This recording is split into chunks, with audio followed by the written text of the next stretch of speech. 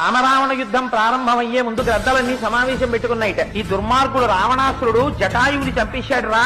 ఎవడైనా రావణాసురుడి తరపున యుద్ధానికి బయటికిస్తుంటే మనలో ఒకడు వెళ్లి వాడి జెండా మీద వాళ్దాం. గద్ద జెండా మీద వాళ్తే మళ్ళీ వాడికి రిటర్న్ జర్నీ టికెట్ ఉండదు. వాడి వెళ్ళడం వెనక్కి చీకటి పడిపోయిన తర్వాత యుద్ధం ఆపేస్తారు. యుద్ధం ఆపేసిన తర్వాత యువక గ్రద్దలు లక్ష్మణుడు అంగదుడు కొట్టిన వాళ్ళని తినండి. ఎందుకంటే వాళ్ళు ఇంకా ఆఖరి ఊపిరి ఉందనక వదిలేసి మళ్ళీ ఇంకోటి మీదకి వెళ్ళిపోతూ ఉంటారు. అలాంటి వాళ్ళని తినాలంటే కొంచెం దంతపుష్టి ఉండాలి. సుగ్రీవుడు విభీషణుడు కొట్టి చంపిన వాళ్ళని మధ్య వయస్కులు తినండి. ఎందుకంటే కొంచెం పచ్చడిగా కొంచెం గట్టిగా ఉంటుంది. ఇంకా బాగా పళ్ళూడిపోయినటువంటి ముసీలి గద్దలు హనుమ కొట్టిన వాళ్ళని తినండి. ఎందుకంటే ఇంక అందులో ఏం ఉండదు, అంతా పచ్చడే. చక్కగా తీసుకుని నాలుగు మీద పెట్టేసుకోవచ్చు. రాముడు చంపిన రాక్షసులు ఉంటారు, వాళ్ళని ఎవరూ తినకండి. రాముడు చంపిన రాక్షసుల్ని పట్టుకొచ్చి కొండ మీద పెట్టండి. రాత్రి అంతా అయిపోయిన తర్వాత పడుకోబోయే ముందు కళ్ళ కద్దుకుని అందరం నోట్లో వేసుకున్నారు ప్రసాదం అని గ్రద్దలు ఆనాడు తీర్మానం చేసుకున్నాయి. వాల్మీకి రామాయణం మాత్రం కాదు మహాప్రభు.